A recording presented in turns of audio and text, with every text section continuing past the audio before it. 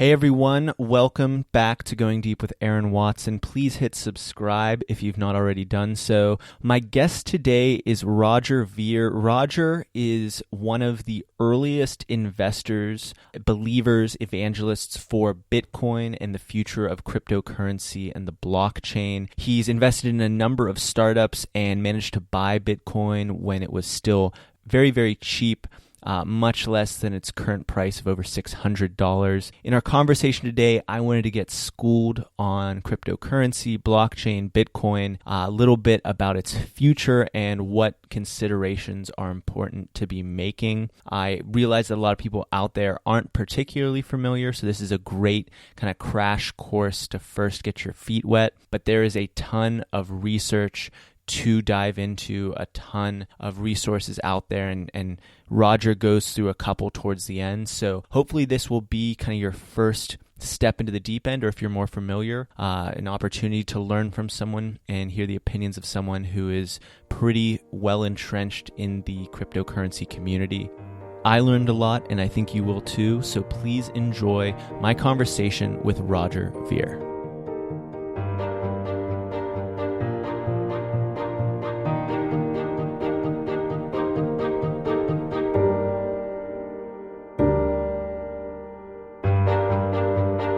Roger, thank you so much for coming to my podcast. I'm excited to be talking to you today. So glad to be on, Aaron. Thank you.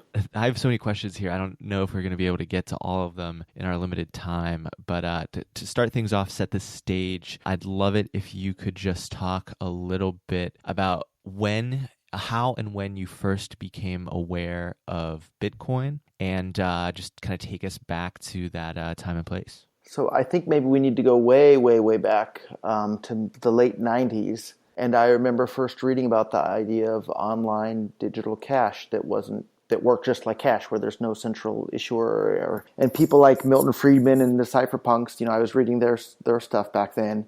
And I thought, wow, that's going to be so exciting when that comes along. And around that same time, PayPal came. And I knew PayPal wasn't exactly that, but PayPal was a huge step over anything that existed before. I was already selling computer parts online, and before PayPal, the majority of the customers would actually have to go to the post office and buy a postal money order and then ship the postal money order in the mail. And I'd wait for it to show up in the mail before shipping their product. And then PayPal came along, and obviously that was a huge step over mailing postal money orders. But PayPal is still this centralized service. They can cut you off at any time for any reason. They control who gets to use it and who can't.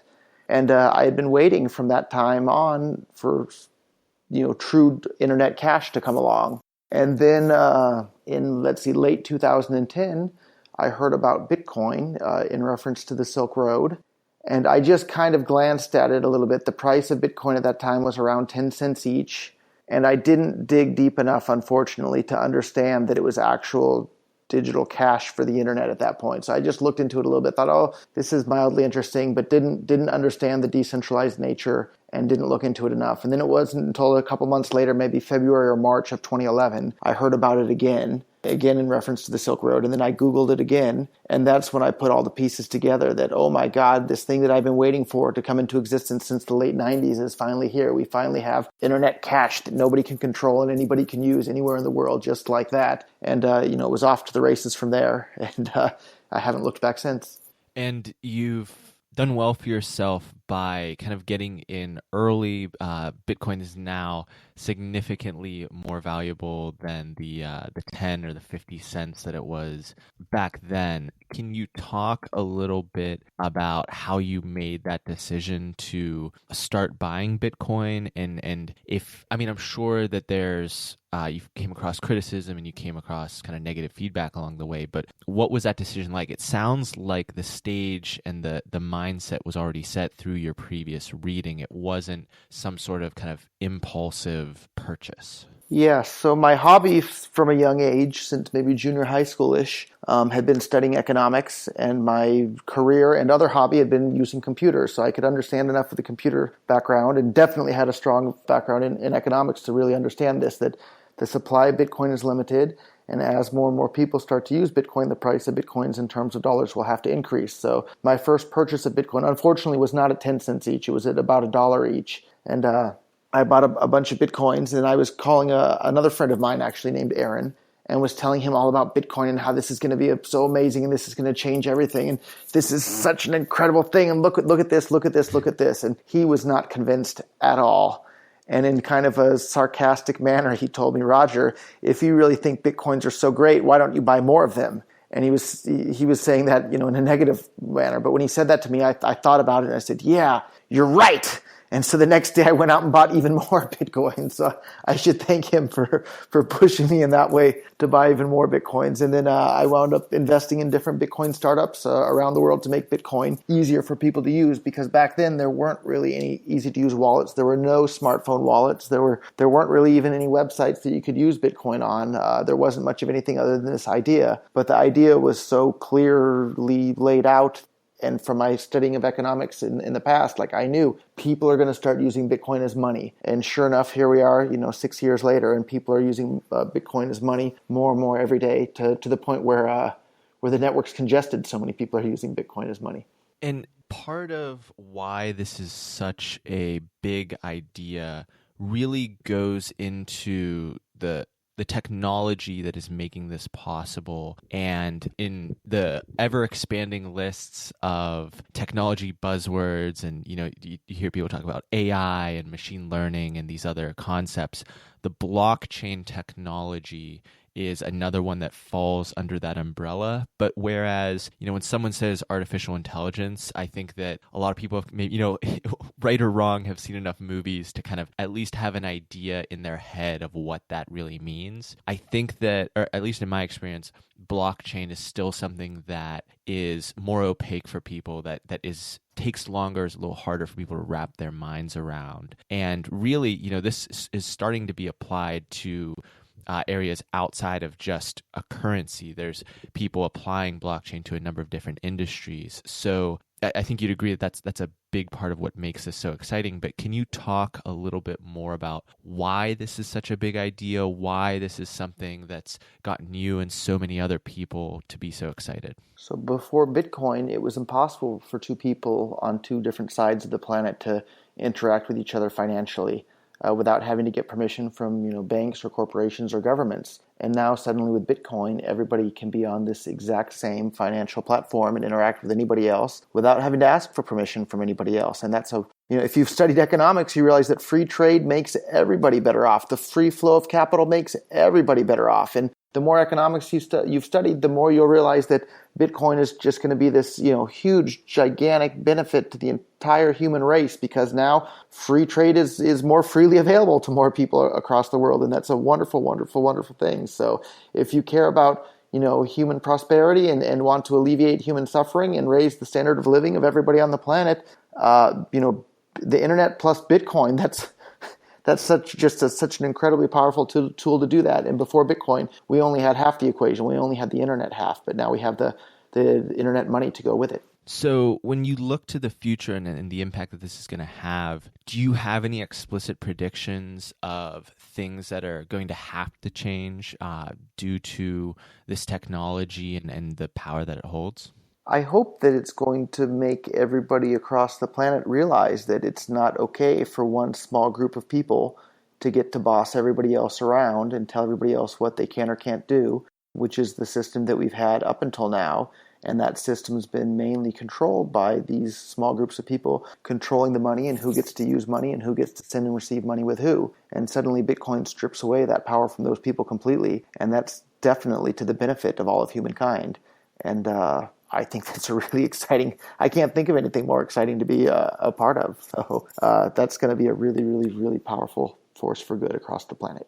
Getting a little bit more focused on the concept of a cryptocurrency that is not beholden to some centralized power. Bitcoin is the most famous, the biggest, the one that's probably top of mind for most people that are not particularly familiar with the world of cryptocurrency. But there's a number of other coins and technologies out there that are in some way replicating or building a similar model to how Bitcoin is set up. As someone who's been a Bitcoin evangelist and invested in a number of Bitcoin-related companies, how do you think about these other cryptocurrencies? Are we going to see a future where there's 5 commonly held cryptocurrencies, 100, 1,000? How do they become relevant in relation to one another?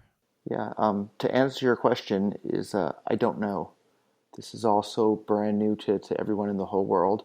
Bitcoin definitely has the first mover advantage, but the places where I see Bitcoin being most susceptible to competition from other cryptocurrencies is in the scalability and in the level of privacy. Bitcoin isn't nearly as private as people thought originally, and I see some of these other coins having a chance to compete against Bitcoin on in those two areas. But time will tell which one.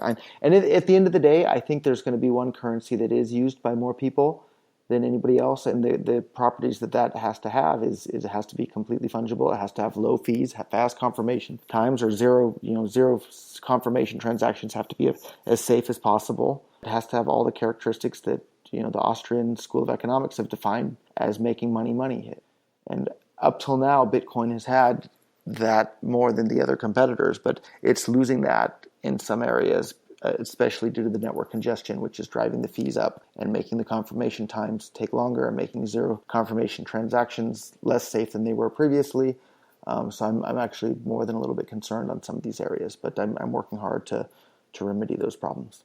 Are there any other coins in particular that you are maybe bullish on, that you're excited for their potential, or are you kind of yet to see one that gets you excited? I think the coins that are worth keeping an eye on are the ones that do something better than Bitcoin. And the ones that do something better than Bitcoin are primarily in the privacy and fungibility space. So the ones to keep an eye on would be Zcash, Zcoin, and Monero, and then Dash maybe to a slightly lesser degree because it doesn't seem to be as private as some of the other ones I just named. But those are ones that I would keep an eye on at the moment. Moving into kind of this related concept, you're also a big proponent of voluntaryism. It's a libertarian philosophy which holds that all forms of human association should be voluntary. We shouldn't be forced into arrangements or agreements by physical force. And this is clearly related to the concept of a cryptocurrency where there isn't the centralized power that controls the flow of money. But in general, this concept is one that is not particularly familiar to people. You're less likely to hear about this in in my public school education. It didn't happen to come up or much even in my college education. So I'm curious, as someone who's a vocal proponent of this idea, where you came across it, how you developed this as a value for yourself, and why you think this is something that we can aspire to as a society. Yeah, I wasn't born this way, and I think like a lot of libertarians or voluntarists, not all, but a lot of them, I came to this conclusion from studying economics.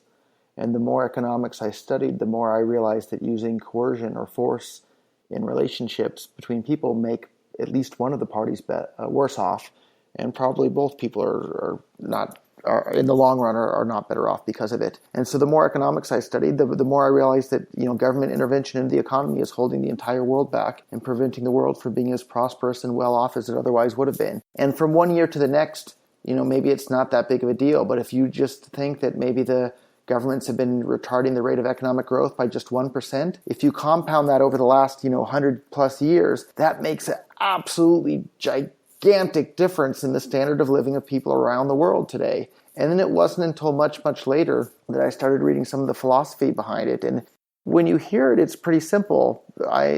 But they, like you said, they never point this out to you in public school or even in college or in most places in the mass media. And the easiest way to explain it is that you cannot delegate a right that you don't have. And a group of people cannot delegate a right that none of them have. So where does government get the authority to do all these things that no individual has the right to do or no collection of individuals would have the right to do? And I think the answer is that they don't have the moral authority to do any of those things. And it's just because everybody is taken for granted that they do, that they don't stop to think and question it. But it's crazy talk. If I went around to all my neighbors near where I live and told them, hey, I'm going to be in charge of, safety for the area. And if I find any robbers or criminals, I have this cage that I built. I'm going to lock them in it. But you're going to help me pay for this cage and for my policing, and you're going to pay me for it. And if you don't pay me for this policing, I'm going to lock you in the cage. All my neighbors would think I'm a nutcase for threatening in that way. But government agents do the exact same thing. They go to a group of people living in a certain area and say, we're going to keep all the criminals out, but you're going to pay us to do that. And if you aren't interested in our services for that, we're going to lock you in the cage. And if I can't do that on my own, or me and a couple of my neighbors can't do that on my own, we don't have the ability to delegate the right to the police or the courts or any other government agents to do those sorts of things if we don't have that right inherent in ourselves. So the whole thing just really breaks down, and it seems pretty clear once you hear it that each individual owns themselves, and they own their own property that they've acquired either by trade or by mixing their labor with something that was previously unowned. And that's how almost everybody deals with everybody else on a daily basis. If you go to Starbucks, Starbucks is asking you to buy their coffee. They're not telling you to buy their coffee. And if Starbucks started threatening people saying you have to buy our coffee or we'll send you to jail, everybody would be appalled at Starbucks and say, you can't do that. That's horrible. Yet somehow when another entity does the exact same thing, but people give it the name government, everybody just gives it a free pass and doesn't seem to stop and think for a moment that, hey, if Starbucks did this would be horrible and wrong. So why is it okay when these other people that wear fancy costumes and work in buildings with flags out in front, it's wrong when they do it too. So I don't make exceptions for that sort of thing. And so the short answer is I got there from studying economics, and then later I studied the philosophy behind it a bit more. And on both sides, on the economic side and on the moral side, government doesn't make any sense whatsoever. It's a highly aspirational idea, and I think that I know that you're not alone in holding a lot of those values. I'm curious, outside of Bitcoin and cryptocurrencies, what else you believe can help bring about this type of ideal society that you've outlined? I wish I had an answer for you there. I don't think I do, other than the internet's really, really helping to bring these ideas to new people that would have never heard about it otherwise. Today in my life, I know lots and lots and lots of voluntarists, and most of them became voluntarists within the last 5 or 10 years because of ideas they were exposed to on the internet. So I think the best solution is just to allow people to talk about these ideas, and the internet allows them to be spread. And just like long, long ago, everybody thought the world was flat until somebody was able to point out that it wasn't and provide the evidence for that. Long, long ago, and up until even today, most people think that government has some sort of moral authority to rule over other people. But now more and more people are pointing out why that's not the case. And as people hear that, I think they'll start to realize that that doesn't make sense. There is no such thing as the moral authority or the moral right for one group of people to rule over other people. Yeah. Similarly, an idea for me that I've only come across in the last few years, and excited to be discussing it and sharing it with with the listeners and through the course of this interview, Roger. I actually do want to get back. I have a couple more questions about cryptocurrency in maybe a more practical level for people who, if they're new to it or they've not experienced using a cryptocurrency before, I'd love to maybe dispel some rumors or myths around how it works and explain a little bit just about how they can actually go about maybe purchasing their first cryptocurrency if given the opportunity. So I just set up a Bitcoin wallet a few weeks ago, and had been hearing about this for a few years, but kind of felt too uninformed to actually make the move. And I probably missed the train in terms of, the huge, 600x returns that you've been able to get by being so early into Bitcoin. But one of the rumors that is spun around, and you hear these different events like the one with Mt. Gox, is that the security of the cryptocurrency is called into question. So how do you think about the security of these currencies, and if you'd feel comfortable talking about how you go about protecting your cryptocurrency or your investment in these ideas? So with regards to Bitcoin specifically, all these news stories that people may have heard about with things like Mt. Gox or Bitfinex or these things where people lost their money or lost their Bitcoins, it was because they were allowing somebody else to hold the Bitcoins on their behalf. And that if you're doing that, you're kind of missing the whole point of Bitcoin. With Bitcoin, you can hold the Bitcoins on your own computer or your own phone. And it's very, very important to understand the distinction between a Bitcoin wallet, in which you as the user are holding the Bitcoins, and a Bitcoin bank, in which you're allowing somebody else to hold the Bitcoins on your behalf. So over on Bitcoin.com, we've tried to make it very clear what the difference is between Bitcoin banks and Bitcoin wallets. And I implore everybody to use Bitcoin wallets rather than Bitcoin banks, and you're much, much, much less likely to run into any sort of trouble that way. What are some of the biggest examples of Bitcoin wallets? Is it just a general thing, or are there companies specifically associated with that? Yeah, so for iPhone, the biggest examples of Bitcoin wallets would be Bread Wallet or Mycelium, or there's a hybrid model which still is close enough, I think, is another one called blockchain.info, where they keep an encrypted backup for you, but they don't have access to the backup. Only you as the user have that. And then for Android, there's a bunch of apps as well that one's actually called Bitcoin Wallet. Again, Mycelium, Bread Wallet, Blockchain is there. And then for your desktop computer, there's all sorts of wallets as well, where you're holding the actual keys that are required to spend the Bitcoins. So Bitcoin Unlimited, Bitcoin Core, there's a bunch of multi-bit. There's just so many. Electrum, there's just more and more all the time, which is really good for the ecosystem that people have so many choices. Having choices is a good thing. Examples of Bitcoin banks, which Bitcoin banks have a purpose. They're fantastic for buying and selling Bitcoins to and from dollars or euros or things like that. But examples of Bitcoin banks would be things like Coinbase or Circle or Zappo, which have a place in the ecosystem, but I really don't recommend using them to store your Bitcoins. And certainly not for long-term storage. Gotcha.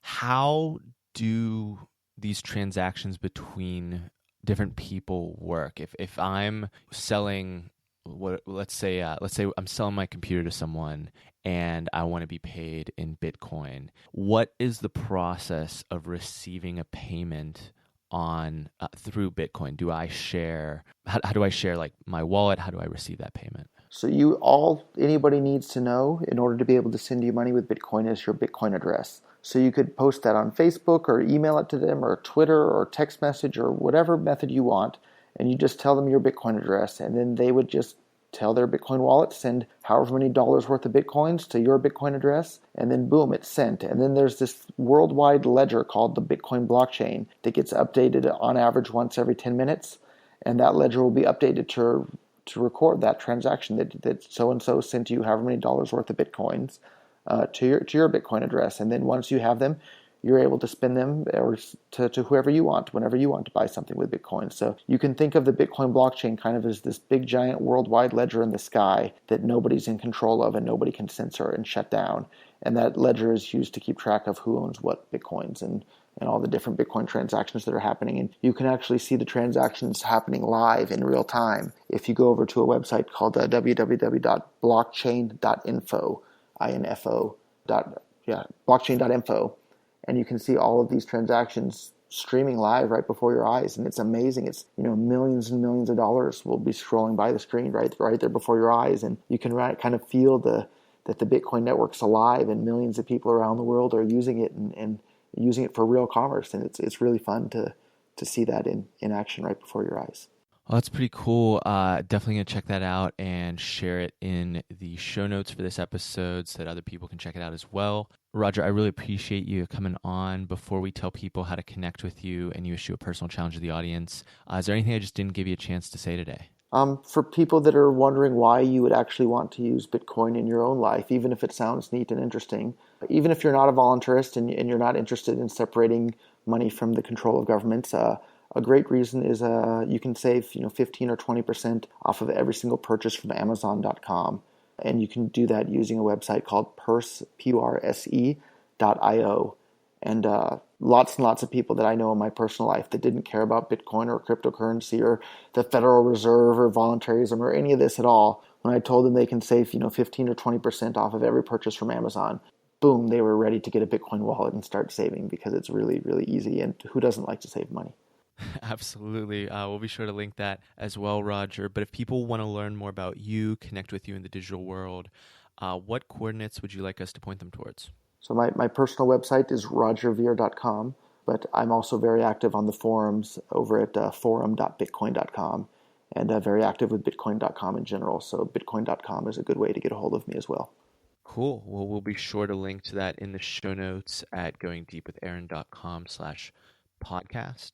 You'll be able to find the show notes for this in every episode of the show. And as we do at the end of every episode, I'm going to give Roger the mic one final time to issue an actionable personal challenge for the audience. It's very easy. If you've been hearing about Bitcoin and haven't used it yourself yet, pull out your smartphone, open the App Store or the Google Play Store, and look for a Bitcoin wallet and install it and give it a try. And if you're already a Bitcoin pro and know what you're doing, set up one friend or family member with their first Bitcoin wallet as well, and give them 50 cents or $1 worth of Bitcoin to get started. And you mentioned earlier that maybe you're too late for the 600 times increase that I've been able to see in the price of Bitcoin. If Bitcoin continues to gain popularity and get more and more traction around the world, the price of Bitcoin can still go up by another 1,000 times from where it is today. So it's not too late at all. Well, thank you so much, Roger. That is a pretty exciting challenge. I hope that a lot of folks out there will take it and continue to self-educate on this concept. It is big. It does require some reading and research, but certainly well worth it. Thank you again so much. We just went deep with Roger Ver. Hope everyone out there has a fantastic day.